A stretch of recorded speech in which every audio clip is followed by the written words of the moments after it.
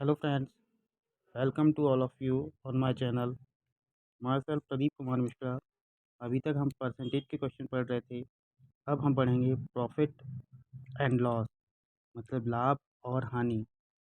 सभी लोगों को पता है कि प्रॉफिट क्या होता है और लॉस क्या होता है। इससे रिलेटेड कुछ डेफिनेशंस हैं जिनको जानना बहुत ज़रूरी है।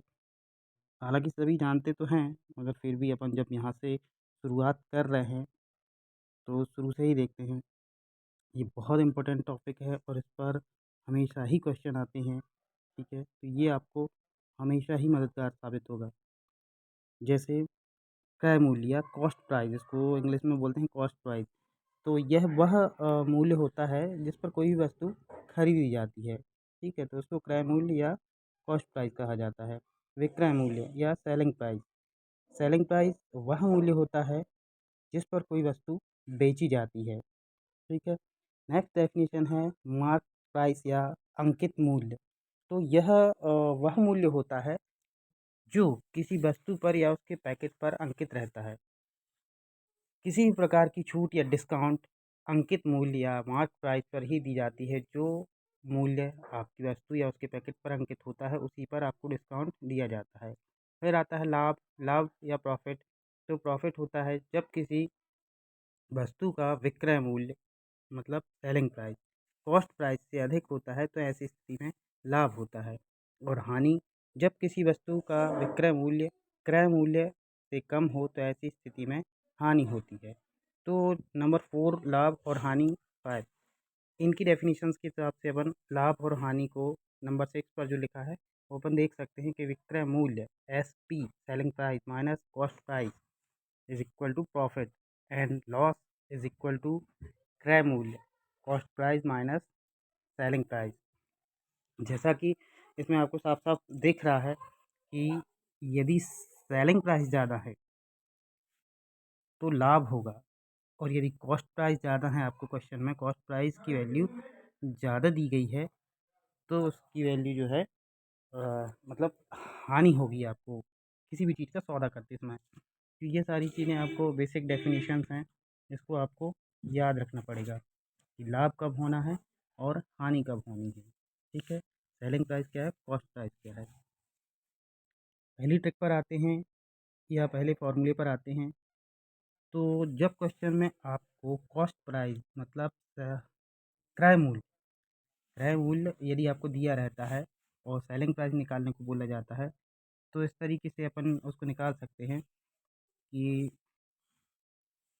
Cost price is equal to, यदि एक्स दिया है और प्रॉफिट 20% दिया हुआ है तो सेलिंग प्राइस होगा एक्स का 120%। यहाँ का मतलब इंटू होता है, इंटू मतलब एक्स इंटू 120/100। ठीक है, तो इस तरीके से आप सेलिंग प्राइस निकाल सकते हैं। नेक्स्ट, यदि क्वेश्चन में आपको कॉस्ट प्राइस दे दिया जाता है और सेलिंग प्राइस निकालने को बोला जाता है, साथ में हानि दी रहती है। ठीक है, ऊपर आपको दिया था प्रॉफिट, यहाँ दी हुई है हानि।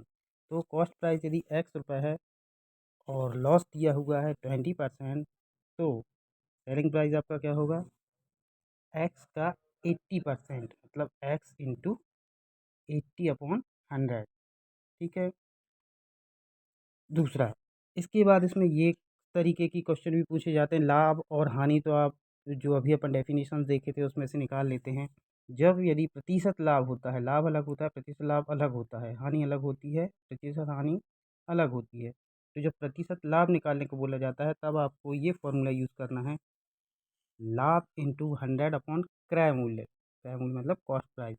और प्रतिशत हानि कैसे निकालेंगे, हानि इंटू 100 क्रय मूल्य। ठीक है, ये दोनों से आप प्रतिशत लाभ और प्रतिशत हानि निकाल सकते हैं।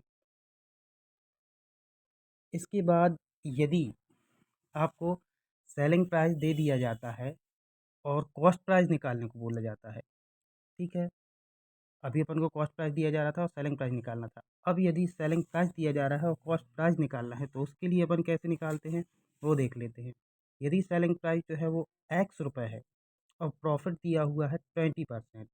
ठीक है, तो कॉस्ट प्राइस क्या होगा, cost price in the sense क्रय मूल्य, सेलिंग प्राइस मतलब विक्रय मूल्य। तो यहाँ विक्रय मूल्य दिया हुआ है एक्स रुपये, ठीक है, और कॉस्ट प्राइस निकालना है, तो ये होगा आपका 100 अपॉन 120 इंटू एक्स रुपये में, ठीक है। इसी तरीके से यदि सेलिंग प्राइस और लॉस दे दिया जाता है और कॉस्ट प्राइस निकालने को बोला जाता है, तो सेलिंग प्राइस जो है वो एक्स रुपये दिया रहता है, या कुछ भी जो भी यहाँ पर, तो एक्स अननोन वैल्यू के लिए एक्स लेते हैं अपन, वही मान लिया है कि एक्स दिया है, और लॉस 20% दिया हुआ है, तो कॉस्ट प्राइस कितना होगा? कॉस्ट प्राइस होगा 100/80 इंटू एक्स रुपये में, ठीक है। अब एक ये नया तरीका होता है जो बहुत कम, इस पे बेस्ड बहुत कम क्वेश्चन आते हैं, मगर आ जाते हैं कभी-कभी। तो ये जो ट्रिक है, इसमें क्या रहता है कि कंडीशन ये दे दी जाती है कि जब कोई दुकानदार अपनी वस्तुएँ जो है, वो क्रय मूल्य पर ही बेच देते हैं, कि जिस पर उन्होंने खरीदा है उसी पर वो बेच रहे हैं। तो दिखाने के लिए वो कहते हैं कि मैं कोई लाभ नहीं ले रहा हूँ, जो क्रय मूल्य था वही मैंने उसको विक्रय मूल्य में बदल के उसी पर बेच दिया है, ठीक है। तो उसमें ये फ़ॉर्मूला यूज़ होता है। अब क्वेश्चन देख लेते हैं। क्वेश्चन में दिया हुआ है, एक साइकिल को ₹500 में खरीदकर ₹650 में बेचा गया है, तो विक्रेता को कितने प्रतिशत लाभ हुआ? ध्यान रखना, यहाँ प्रतिशत लाभ निकालना है। प्रतिशत लाभ निकालने के लिए ये मैंने ब्लॉक में आपको फ़ॉर्मूले याद दिलाने के लिए रख दिया है। तो इसमें प्रतिशत लाभ निकालना है, तो वो क्या होता है, लाभ इंटू 100 अपॉन क्रय मूल्य। क्रय मूल्य आपको ₹500 है, ठीक है। और लाभ क्या निकलेगा? लाभ निकलेगा आपका विक्रय मूल्य को सॉरी, क्रय मूल्य और विक्रय मूल्य का अंतर होगा। तो इस तरीके से आप प्रतिशत लाभ निकाल सकते हैं। नेक्स्ट क्वेश्चन है आपका, एक रेडियो को ₹200 में खरीदकर उसे ₹160 में बेच दिया जाता है, तो सीधा-सा है कि कुछ हानि हो रही है, ठीक है। तो विक्रेता को कितने रुपए की हानि हुई है और कितने प्रतिशत हानि हुई है? यहाँ देख लीजिए, आपको समझ में आ जाएगा कि हानि अलग होती है और प्रतिशत हानि अलग होती है। तो हानि कैसे निकालेंगे अपन? उसके लिए आपको पता है सीपी माइनस एसपी। सीपी मतलब cost price minus selling price, ठीक है। तो इससे आपका हानि आ जाएगी। तो सीपी है आपका 200 माइनस 160, तो हानि आ जाएगी आपकी ₹40। अब प्रतिशत हानि, जो अभी आपने फॉर्मूले देखे थे, तो उसमें क्या रहेगा, हानि इंटू 100 अपॉन क्रय मूल्य। हानि है आपकी ₹40 इंटू 100 अपॉन 200, 200 है आपका क्रय मूल्य, ठीक है। तो ये आ जाती है आपकी प्रतिशत हानि। तो इस तरीके से आप प्रतिशत हानि और सॉरी, प्रतिशत लाभ, इन फॉर्मूले से आप निकाल सकते हैं। बहुत ही सिंपल रहते हैं, बस याद रखने की ज़रूरत रहती है। अब एक ये नया तरीका होता है जिसमें आपको इस तरीके से क्वेश्चन दे दिए जाते हैं कि किसी वस्तु को ₹480 में बेचने पर 20% की हानि होती है, तो उसे कितने में बेचा जाए जिसे जिससे 30% लाभ हो, ठीक है। सॉरी। तो इसमें अपन क्या करेंगे, ये मैंने साइड में क्वेश्चन में जो यूज़ हो रहे हैं वो फॉर्मूले साइड में रख दिए हैं, आप देख सकते हैं कि वस्तु का क्रय मूल्य निकालना है पहले, तो वो क्या होगा, वस्तु का विक्रय मूल्य, ठीक है, मतलब 480 इंटू 100 अपॉन 100 माइनस 20, ठीक है। तो ये जो क्रय मूल्य है आपको फॉर्मूले से पता चल रहा है, क्रय मूल्य मतलब कॉस्ट प्राइस। कॉस्ट प्राइस क्या होता है, 100 अपॉन सॉरी, ये मैं फॉर्मूले में चला गया था। तो यहाँ क्या दिया हुआ है, हानि दी हुई है, तो नीचे वाला फॉर्मूला यूज़ हो जाएगा, उससे आप निकाल सकते हैं क्रय मूल्य। और फिर जो ऊपर अभी फॉर्मूले दिए थे, उससे आप वापस जाके वस्तु का जो विक्रय मूल्य है, ठीक है, उसको आप कैलकुलेट कर सकते हैं। तो ये क्या आ जाएगा, वस्तु का क्रय मूल्य इंटू 10 प्लस 30 अपॉन 100, ठीक है। इसको सॉल्व करेंगे आप, तो 780 आपका आंसर आ जाएगा। ये अभी कुछ ही क्वेश्चन है।